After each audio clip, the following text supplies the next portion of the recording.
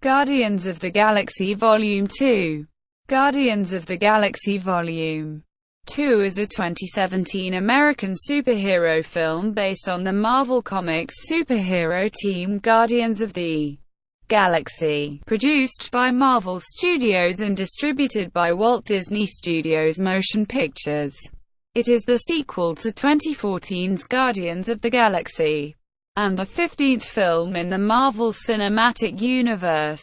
The film is written and directed by James Gunn and stars an ensemble cast featuring Chris Pratt, Zoe Saldana, Dave Bautista, Vin Diesel, Bradley Cooper, Michael Rooker, Karen Gillan, Pom Clemente, Elizabeth Debicki, Chris Sullivan, Sean Gunn, Sylvester Stallone, and Kurt Russell.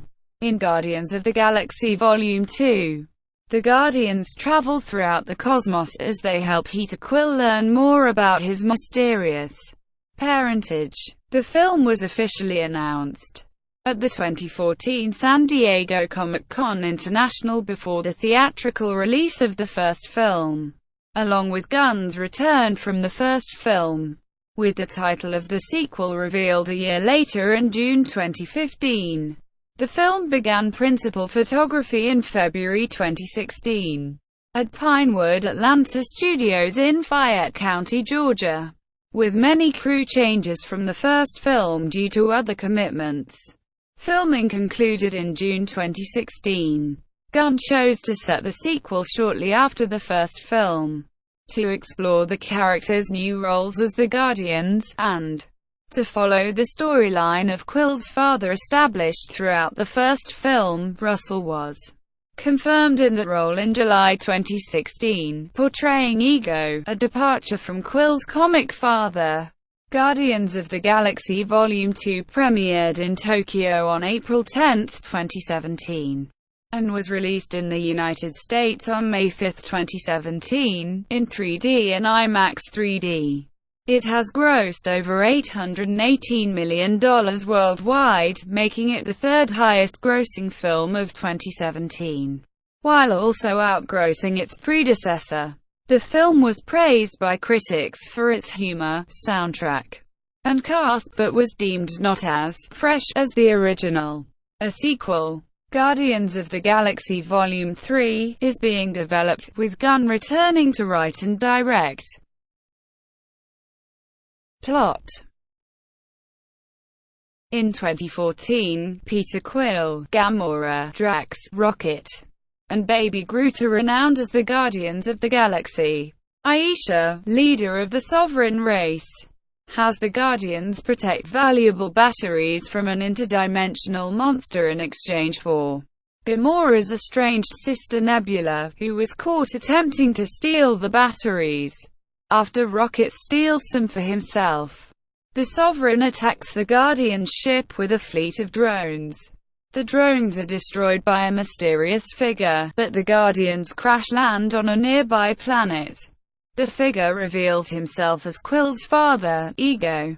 He invites Quill, Gamora, and Drax to his home planet, while Rocket and Groot remain behind to repair the ship and guard Nebula.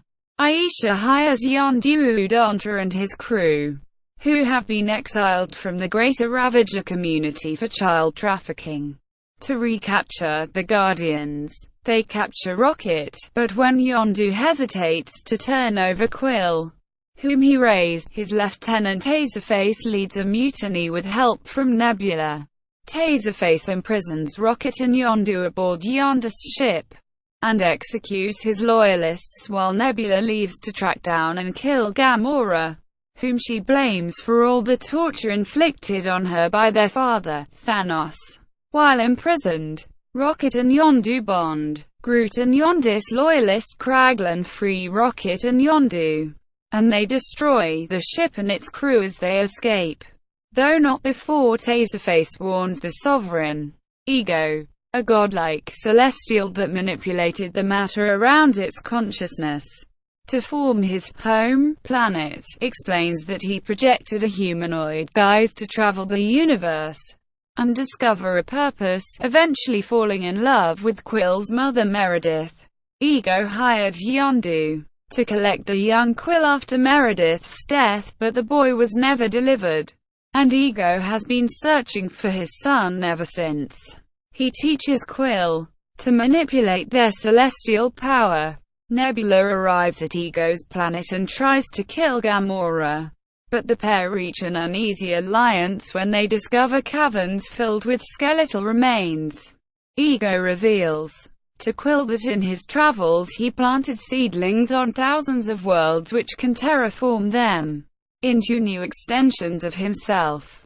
But they can only be activated by the combined power of two Celestials.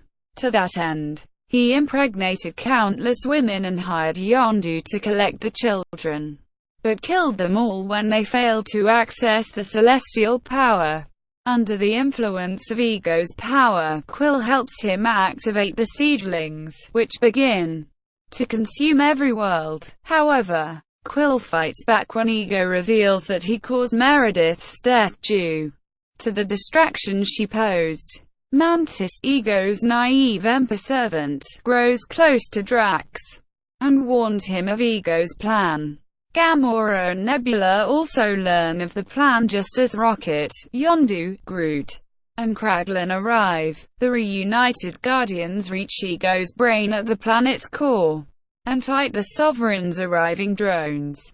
Rocket makes a bomb using the stolen batteries, which Groot plants on Ego's brain. Quill battles Ego with his newfound celestial powers in order to distract him enough to allow the other Guardians and Mantis to escape. The bomb explodes, killing Ego and disintegrating the planet. Yondu sacrifices himself to save Quill, who realizes that the reason Yondu kept him was to spare him from the fate of Ego's other progeny, and that Yondu was Quill's true daddy. Having reconciled with Gamora, Nebula still chooses to leave in attempt to kill Thanos. The Guardians hold a funeral for Yondu, which is attended by dozens of Ravager ships, acknowledging Yondu's sacrifice and accepting him again as a Ravager. In a series of mid- and post-credit scenes, Kraglin takes up Yondu's telekinetic arrow and control fin. Ravager leader Stacker Ogord reunites with his ex-teammates. Groot starts growing back to normal size, exhibiting typical teenage behavior in the process. Aisha creates a new artificial being with whom she plans to destroy the Guardians, naming him Adam, and a group of uninterested watchers listen to their informant discussing several experiences on Earth. Cast: Pratt, Saldana, Gillen, Clemente F. Bautista, Debicki, and Russell promoting the film. At the 2016 San Diego Comic-Con International, Chris Pratt as Peter Quill, Star-Lord, Zoe Saldana as Gamora, Dave Bautista as Drax the Destroyer, Vin Diesel as Baby Groot, Bradley Cooper as Rocket, Michael Rooker as Yondu Udonta, Karen Gillan as Nebula, Pom Clemente F. as Mantis, Elizabeth Debicki as Aisha, Chris Sullivan as Taserface, Sean Gunn as Kraglin, Sylvester Stallone as Stacker Ogord, Kurt Russell as Ego. Additionally, reprising their roles from the first film are Laura Haddock as Meredith Quill, Greg Henry as her father, Seth Green as the voice of Howard the Duck, and canine actor Fred as Cosmo. Members of Yondu's Ravager crew appearing in the film include Evan Jones as Wrench, Jimmy Uran as Half-Nut, Stephen Blackheart as Bral, Steve Agee as GEF, Mike Escamilla as Scroat, Joe Freer as Oblo, Terrence Rosemore as Narblik, and Tommy Flanagan as Tulk, as well as Chad Walls of the Damned Drummer, and Howard Stern show personality Richard Christie in a cameo appearance. Many of these actors are close friends with Gunn, the other members of Stacker and Yondu's old team, based on the comics' original incarnation of the Guardians of the Galaxy, include Michael Rosenbaum as Martin X, Ving Rhames as Charlie 27, and Michelle Yeoh as Stacker's female counterpart Alita Ogord. Also included in the team are the CG characters Kruger and Mainframe, with the latter voiced in an uncredited cameo by Miley Cyrus.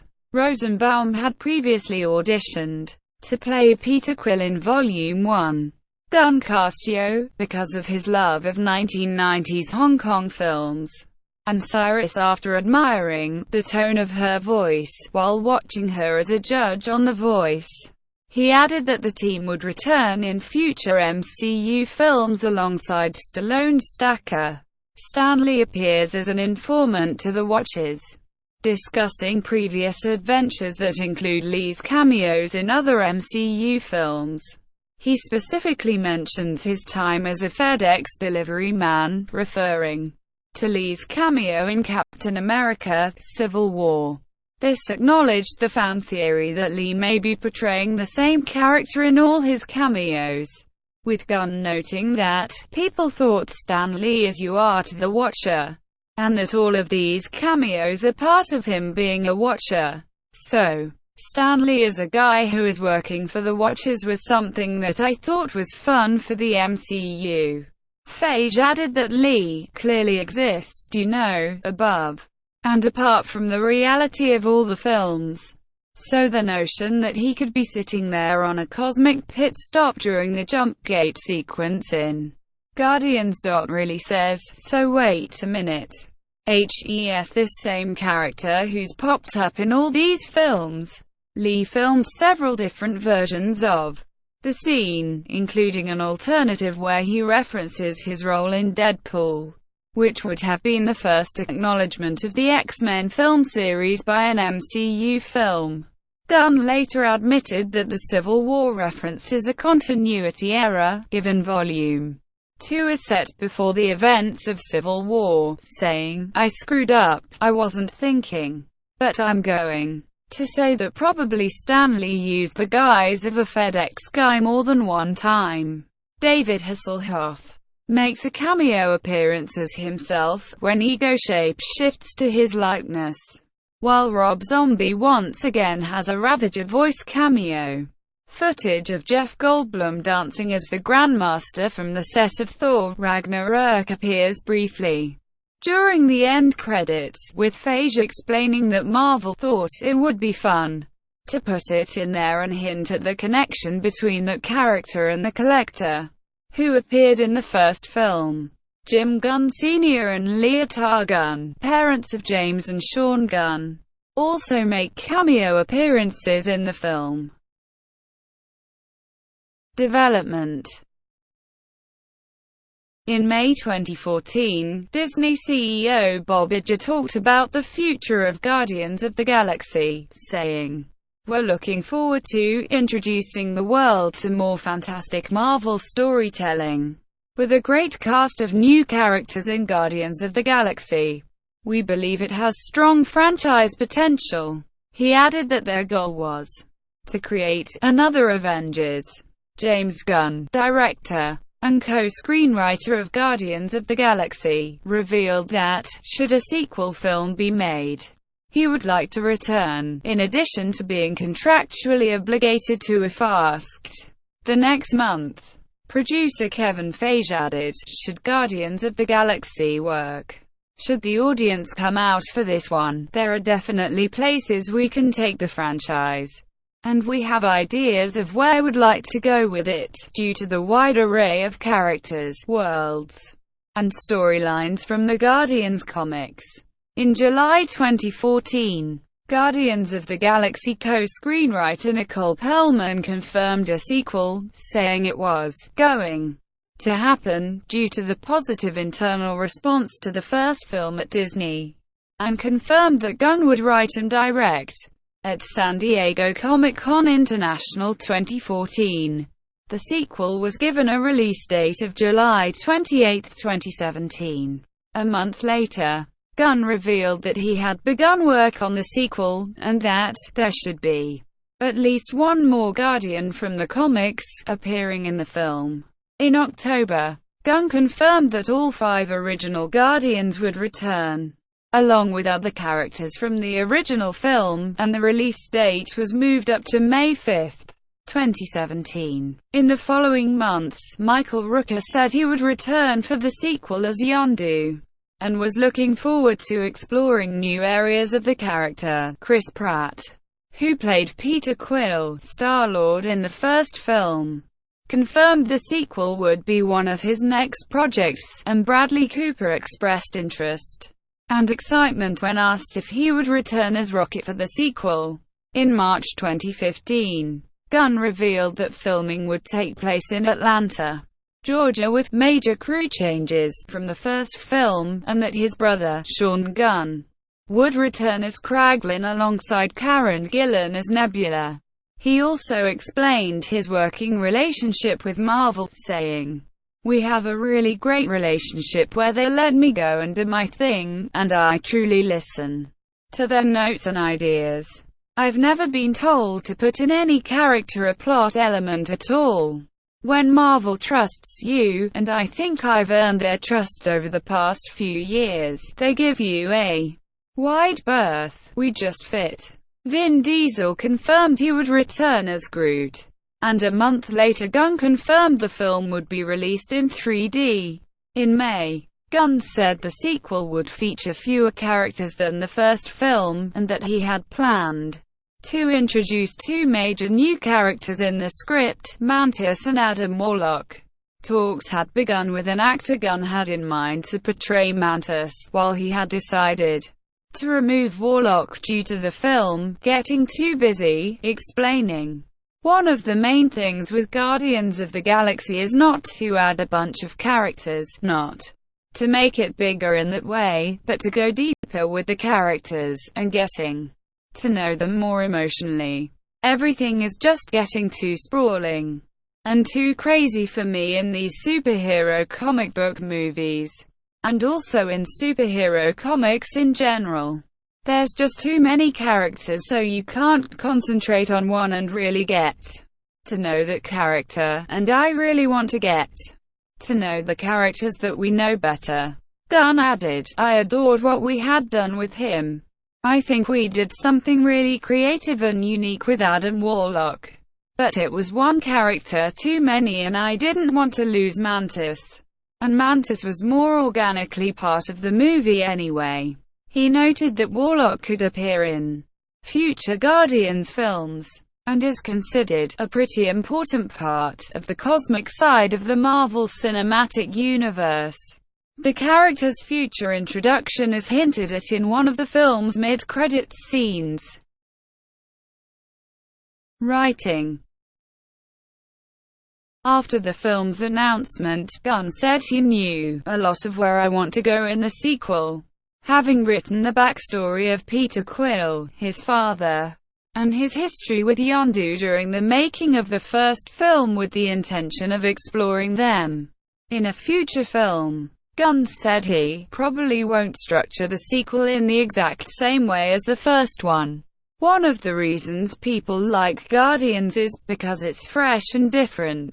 So the second one will be fresh and different from the first one. Before starting on the script, Gunn also hoped to further explore Drax the Destroyer, Nebula, Kraglin, and the Collector, and expand on Xandarian, Kree, Krylorian, and Ravager culture. He also hoped to introduce more female characters in the sequel, though wanted to avoid including Earthlings, such as Carol Danvers, in order to keep Quill the main focus from Earth.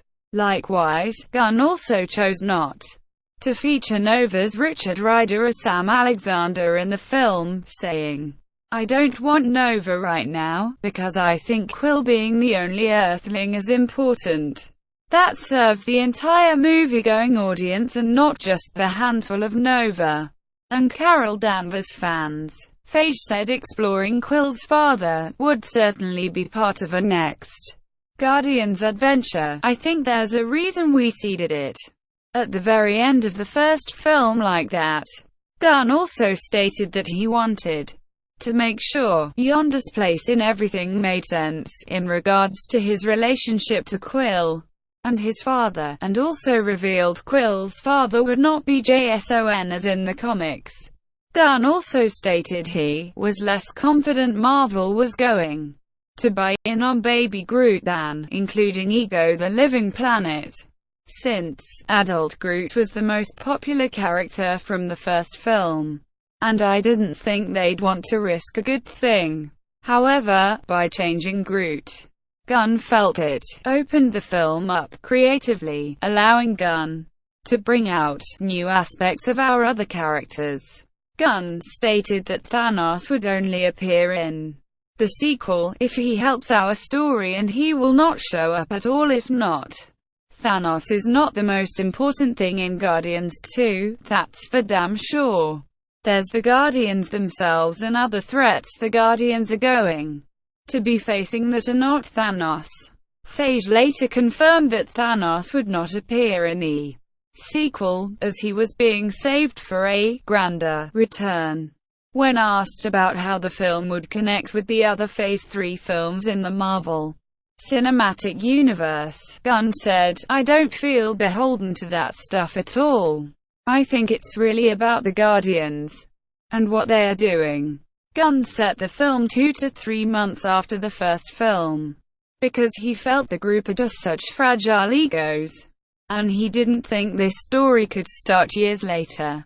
Major planets visited in the film include Sovereign, Bahat and Contraxia. Feige also stated 2 or 3 other worlds would be seen, as well as a little bit of Earth in this film, but it's not these characters going to Earth. In December 2014, Gunn revealed the story for the film was written, saying, "It's still constantly shifting, but I feel like it's pretty strong.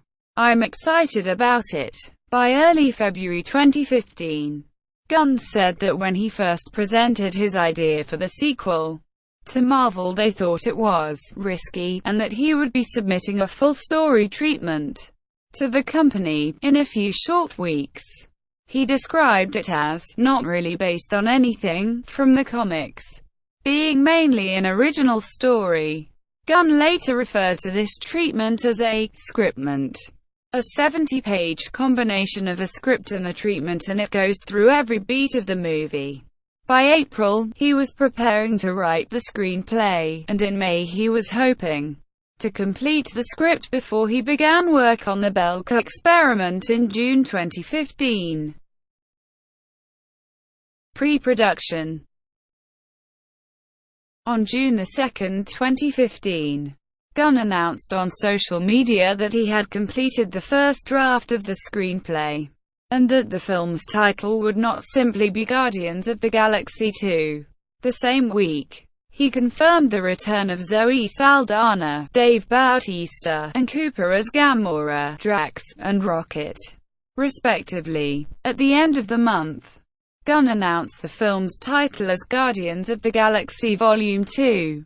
On which he said that he came up with a lot of titles for Volume 2, but because Guardians of the Galaxy is already so wordy, it seemed strange to add another bunch of words after it.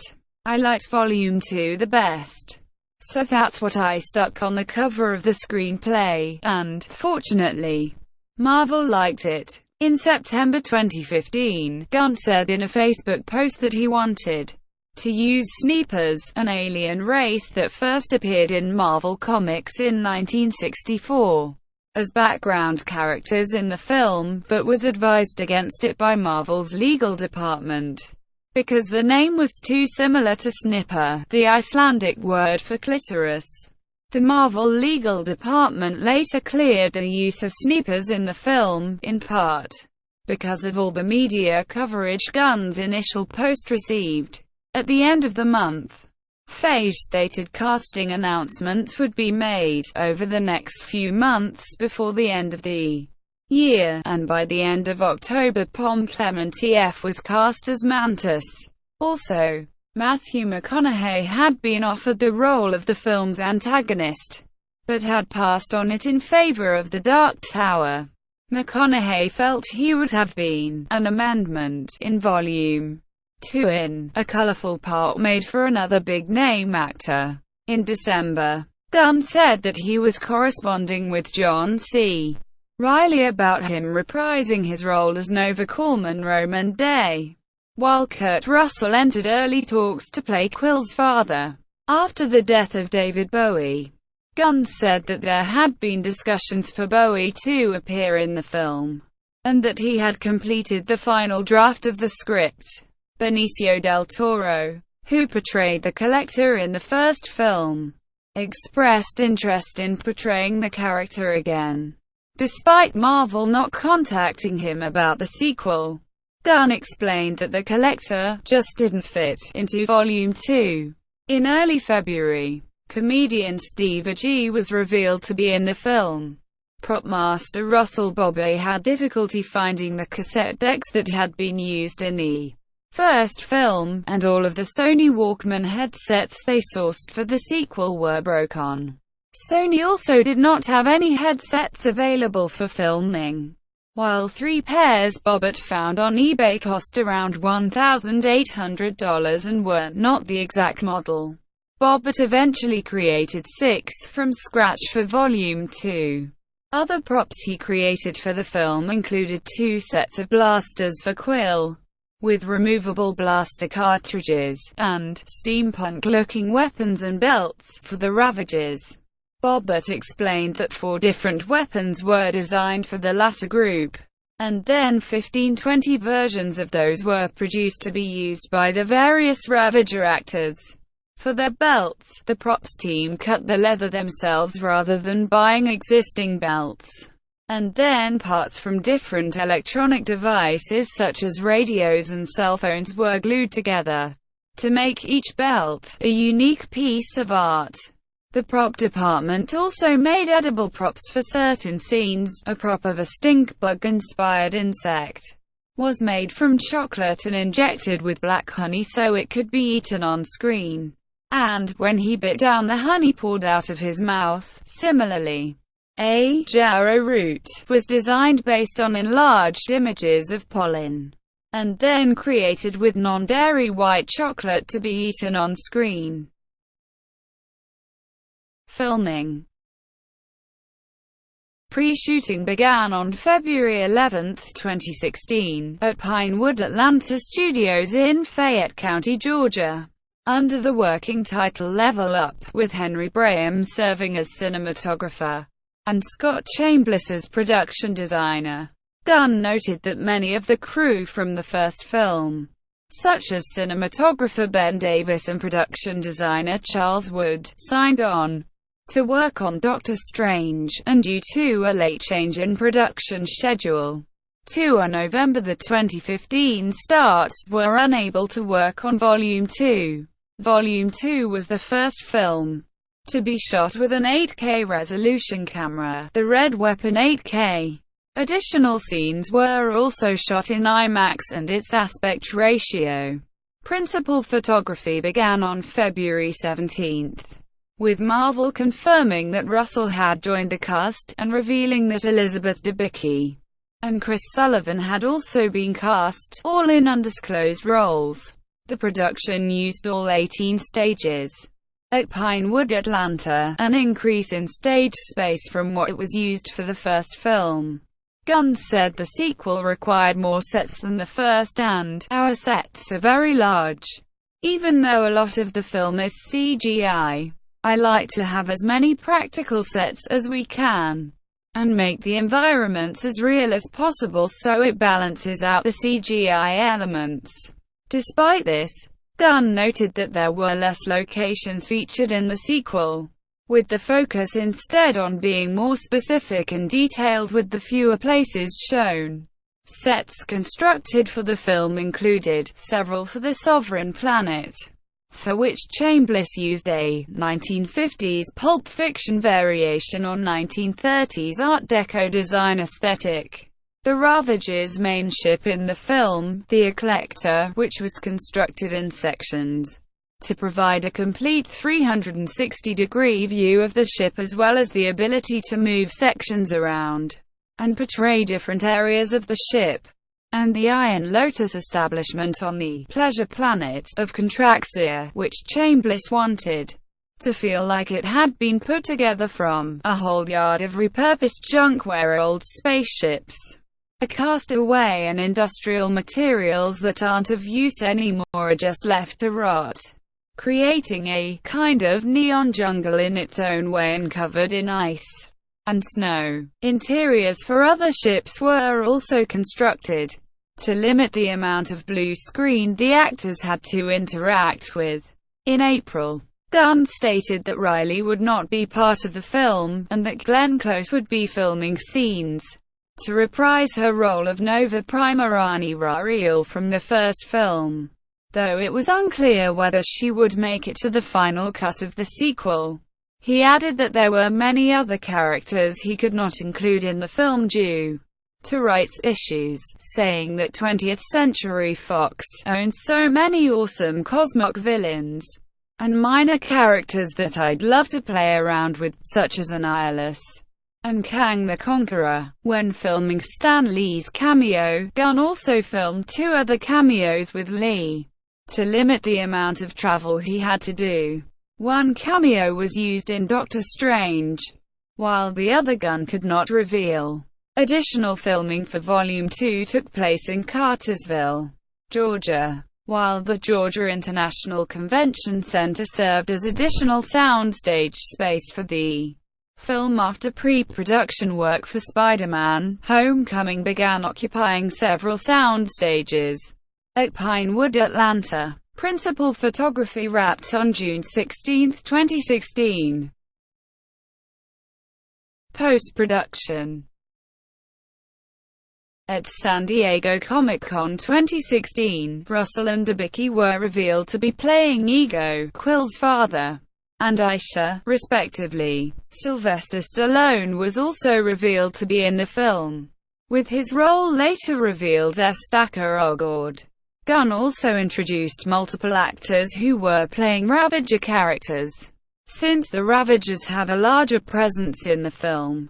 On the decision to reveal Russell as Ego and Quill's father when he did, Gunn felt that since people were going to figure it out eventually, it was better that we took the reins in our own hands and make the reveal. Gunn also felt that by making the reveal, it sends a real important message that this movie isn't about, oh my god, you gotta go and find out who Peter Quill's dad is. It really is about the story and the relationship that these characters have, and the emotions that transpire between Peter Quill, his adoptive father Yondu, and his real father Ego. In August 2016, Gunn confirmed the film would feature a post-credits scene, later stating there would be 5 in total, with 4 mid-credits scenes and 1 post-credits, all written and directed by himself. Gunn also planned a 6th scene, seeing Gamora and Mantis come across the mortally wounded Ravager GEF, who had been hiding since being shot by Yondu earlier in the film, but ultimately did not include it, because it ended up being a little confusing. In November, Gillen revealed that the film was undergoing reshoots. That February, it was reported that the film had scored a perfect 100 in test screenings, the highest for any Marvel Studios film.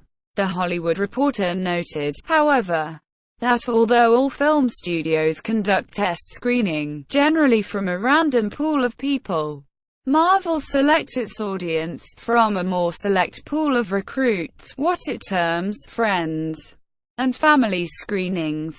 And because the Marvel testing process is not as random as other studio procedures, the 100 score for Guardians 2 is not necessarily able to be compared to other non-Marvel movies.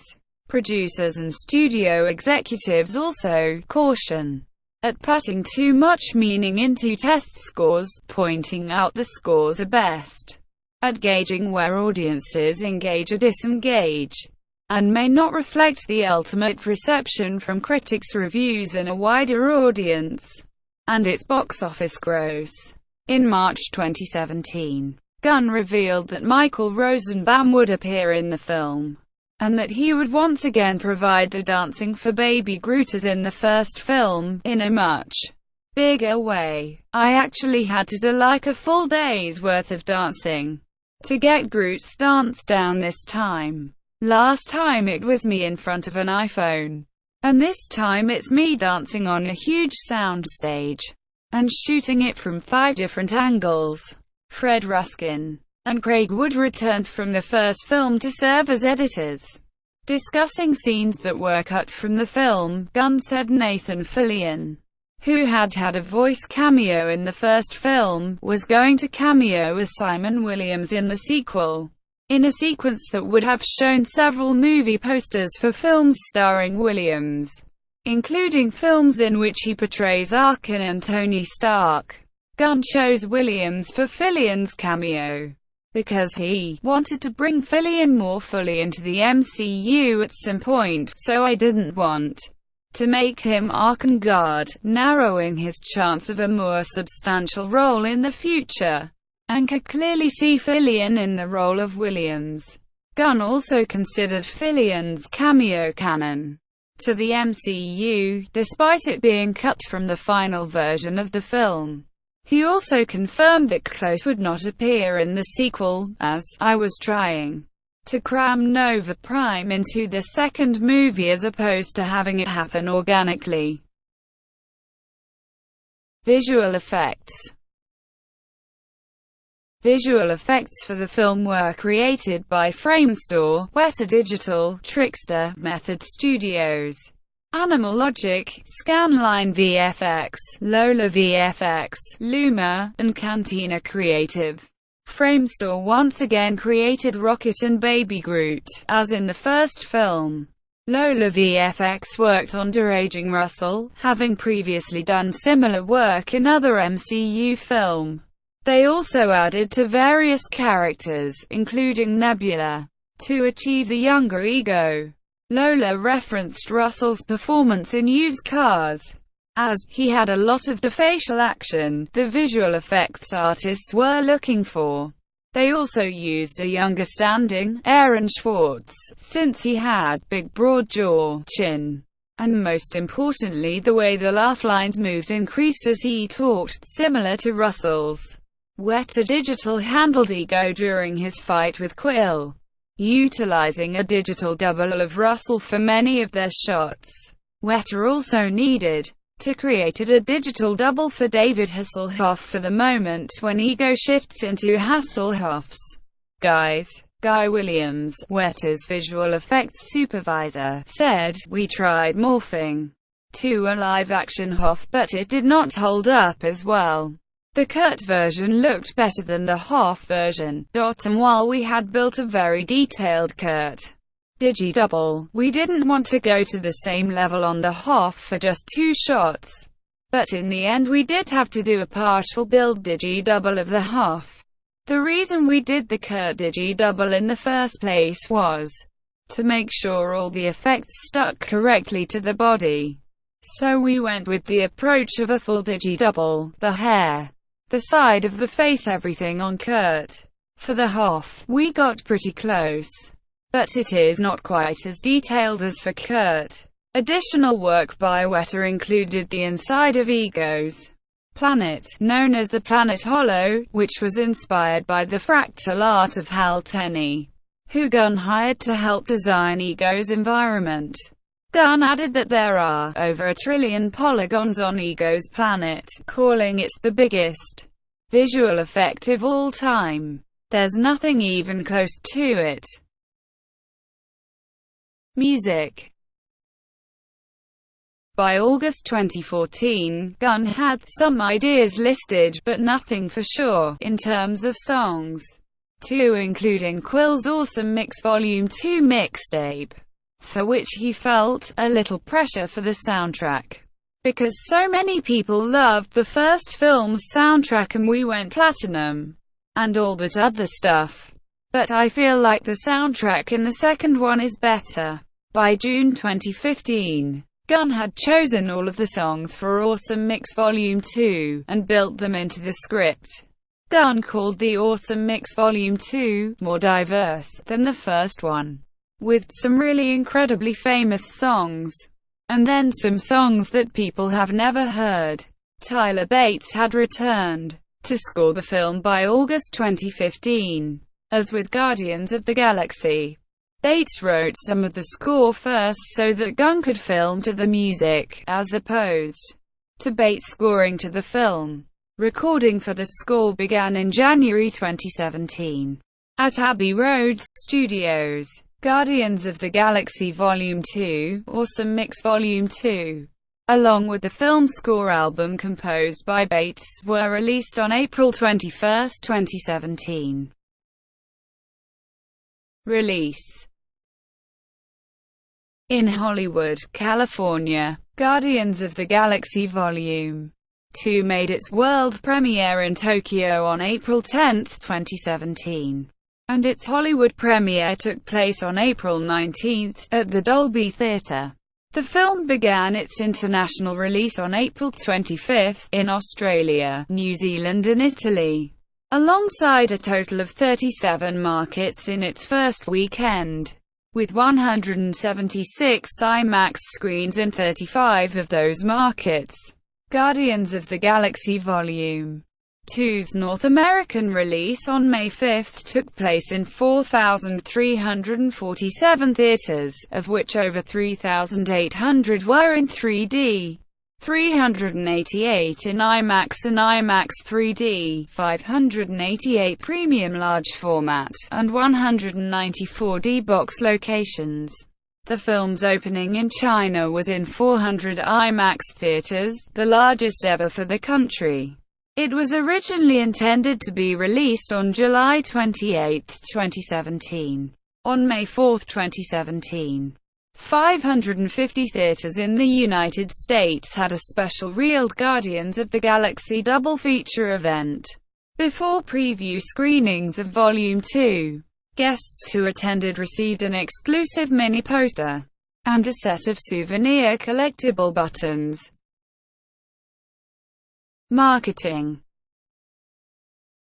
In June 2016, Marvel announced plans for an expanded merchandising program for the film from the original, with Groot playing a central role. Paul Gitter, Senior VP of Licensing for Marvel at Disney Consumer Products, said they intended to build Guardians of the Galaxy into a tentpole franchise, as affinity and awareness for the Guardians of the Galaxy franchise and its characters continues to grow by leaps and bounds. We are building out a much larger merchandising program to meet the increasing demand from fans. Partners in the campaign included Hasbro, Lego, Funko, Pound Kids, Geico, Ford Motor Company, Go-Gurt, Hanes, Synchrony Bank, Dairy Queen, M&M's, Screen Vision, Sprint Corporation and Wrigley Company. Additionally, Marvel partnered with Doritos for their Rock Out Loud campaign to create a custom-designed, limited edition series of Doritos bags featuring a built-in cassette tape deck-inspired player that plays Awesome Mix Volume 2 and can be recharged. The custom bags were available to purchase on April 28, 2017 on Amazon.com. On May 5, Doritos hosted Rock Out Loud pop-up recording booths in New York and Los Angeles, where fans could sing the songs from Awesome Mix Volume 2 and have the opportunity to win various prizes, including the custom cassette player, replica Doritos bags, concert and other event tickets, and free bags of Doritos. Gunn ensured the film's female characters received more representation in the merchandise than in the first. In July 2016, Gunn, Pratt, and other members of the cast attended San Diego Comic-Con to promote the film, including showing footage and revealing additional character information. On October 19, 2016, a sneak peek teaser was released ahead of the first full teaser trailer. Ethan Anderson of Film felt the teaser was strong, despite not showing any of the new characters or relying on Baby Groot, while the AV Club's Esther Zuckerman called it an immediate crowd pleaser. According to media measurement firm Comscore and its pre-act service, the teaser was the top trailer for the week it released, generating 108,000 new social media conversations. In early December, before Gunn revealed the first teaser trailer at Comic-Con Experience 2016, he said that finding scenes and moments to showcase in the trailer without revealing too much of the film resulted in hard choices, since people really go through every single little shot and try to figure out what the movie's about. And there's a lot of mysteries in Guardians 2. Describing the teaser trailer, Jacob Hall of Film felt, "It's telling that this trailer can get away without actually selling the plot of the movie. Audiences didn't fall in love with the first Guardians of the Galaxy because they were entranced by yet another Marvel Studios movie built around a villain who gets his hands on an Infinity Stone. The bulk of this trailer is dedicated to this group bouncing off one another, which is the real star attraction. Whatever villainous plot they have to face is secondary to Drax laughing himself silly at the expense of Star-Lord having an unfortunate psychic encounter." The teaser trailer had 81 million views in 24 hours, becoming the second most viewed teaser behind Beauty and the Beast, and largest Marvel Studios teaser ever. Additionally, Sweet's "Fox on the Run," which is played throughout the trailer, reached number 1 on the iTunes Rock chart. A second trailer aired during Super Bowl 51. Jermaine Lussier for IO9 called it hilarious, while Anderton said it was one hell of a Super Bowl spot, one that probably overshadows the game itself for people like me. There's plenty of badass cosmic action, the humor we all love, a stellar soundtrack, and some great new footage from the sequel. The spot generated the most Twitter conversation volume during the game with 47,800 conversations, according to Comscore and its pre-act service. The service, which measures data from Twitter volume using official hashtags from a Pix trailer, as well as other keywords intended to isolate the conversation about the film, measured the volume of trailers that aired during the game from the time it aired through the end of the game, and was limited to conversations in the United States and Canada. The film also topped a Fandango survey as fans' favorite film trailer during the Super Bowl. An additional trailer debuted on February 28, 2017, on Jimmy Kimmel Live. Haley Futch at Collider.com felt the trailer added to the hype for the film, and was just an all-around wonderful trailer, lit up with the wacky humor and irreverent charm that made the first film such a hit. With an extra dose of visual splendor, Pratt and Saldana appeared at the 2017 Kids' Choice Awards, where they also debuted an exclusive clip from the film. Box office. Guardians of the Galaxy Volume 2 has grossed $356.7 million in the United States and Canada, and $461.9 million in other countries, for a worldwide total of $818.6 million. By Memorial Day weekend, the film had grossed $783.3 million worldwide, which surpassed the lifetime gross of the first film. A week later, it had become the fifth highest-grossing MCU film, since tickets went on sale on April 24, 2017. The film was the #1 seller on Fandango, and surpassed the advanced sales of Avengers: Age of Ultron in the similar time frame. Additionally, over 80% of sales on MovieTickets.com were for the film ahead of its release. Guardians of the Galaxy Volume 2 earned $146.5 million in its opening weekend, with IMAX contributing $13 million.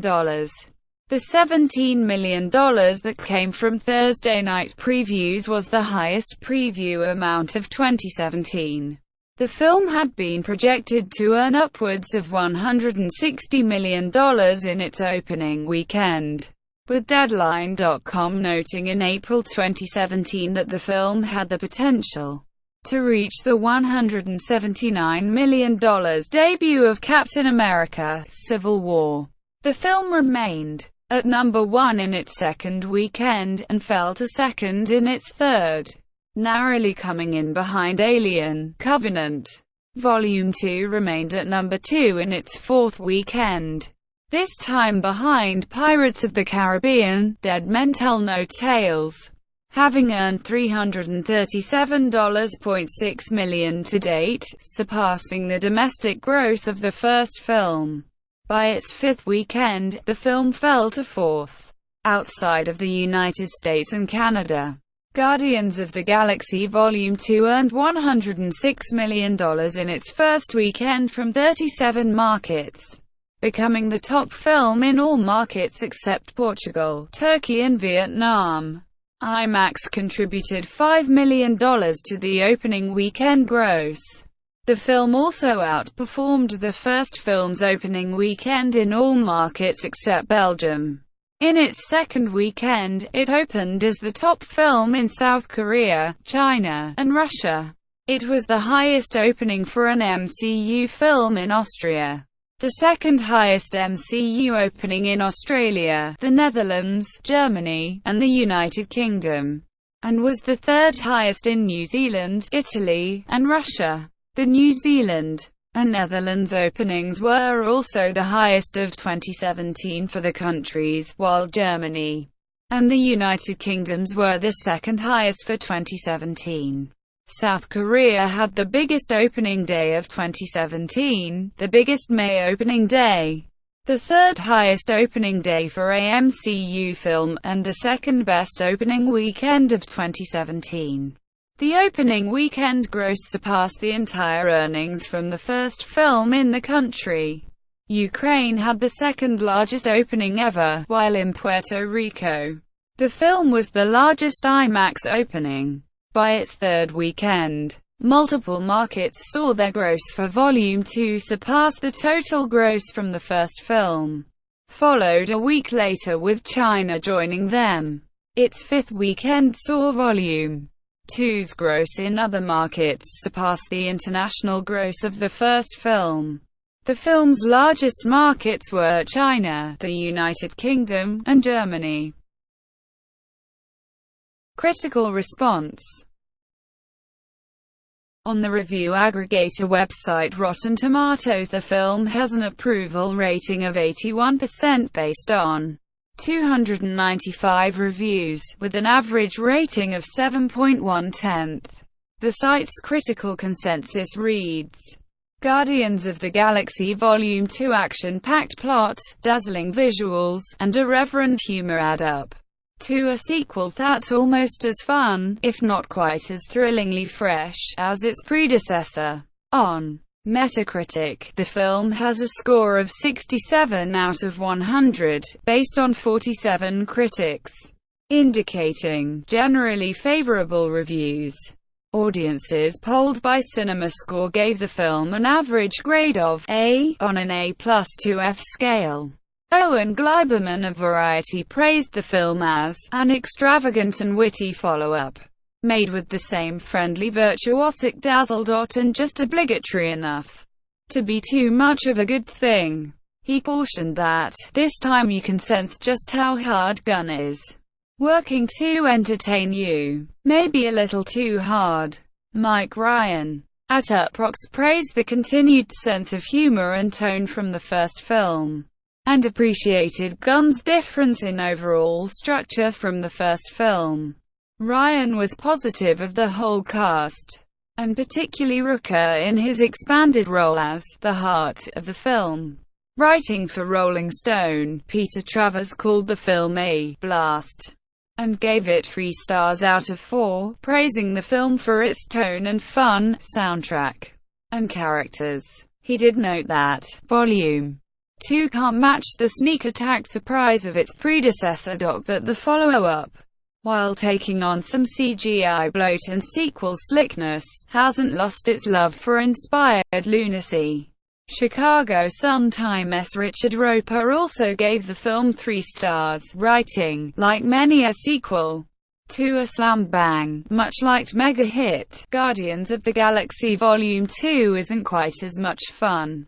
Not quite as clever, not quite as fresh as the original, but it still packs a bright and shiny and sweet punch." Roper continued that, even with all the silliness and all the snarkiness, the Guardians can put a lump in your throat when someone suffers a serious setback, and particularly praised the cast, especially Rooker, with one of the best roles in the movie. At The Hollywood Reporter, Todd McCarthy said, "Guardians of the Galaxy Volume 2 plays like a second ride on a roller coaster that was a real kick the first time around, but feels very been there, done that now." Mara Reinstein of Us Weekly gave the film 2.5 stars out of 4, stating, "Not to say excited audiences desperate for escapism won't lap up the film's inherent joyfulness, but Gunn has doubled down on all his once nifty novelties, stripped them away, and what remains is a bloated semi-mess." Kenneth Turon of the Los Angeles Times was positive of the film's soundtrack and cast, especially Russell, but felt that Gunn was trying too hard to recapture the magic of the first film, and that the increased scope of effects and action becomes weary. Turon concluded, "Though there are enough reminders of the first Guardians to make the sequel an acceptable experience, it's ended up less like itself, and more like a standard Marvel production." Manohla Dargis at the New York Times said the film certainly has its attractions, but most of them are visual rather than narrative. Dargis also felt that Gunn was trying too hard to fall into the audience's embrace, and found many elements of the sequel to be too serious in relation to the first film, though she thought Russell helped balance this by bringing a much-needed, unforced looseness as Ego sequel. In November 2014, Gunn stated that, in addition to having the basic story for Guardians of the Galaxy Volume 2 while working on the first film, he also had ideas for a potential third film. Despite this, Gunn stated in June 2015 that he was unsure if he would be involved with a third Guardians film, saying that it would depend on how he felt after making Guardians of the Galaxy Volume 2. In April 2016, Feige said on future MCU films, "It is still a big chessboard for 2020 and beyond, but certainly I would say Guardians 3 is one film that's up there. I don't know what exactly the order will be." In March 2017, Gunn stated there would be a third film, for sure. "We're trying to figure it out," also adding, "There are no specific plans for Guardians of the Galaxy Volume 3. But we know unless something goes horribly, which is always possible. You never know, I think that Marvel would want to make another movie." He also reiterated he was still unsure if he would be involved with the film and that he was going to figure out his involvement and his next project over the next couple of weeks. The following month, Gunn announced he would return to write and direct Guardians of the Galaxy Volume 3. Clementieff is expected to reprise her role as Mantis. Thank you for watching. Please like and subscribe below.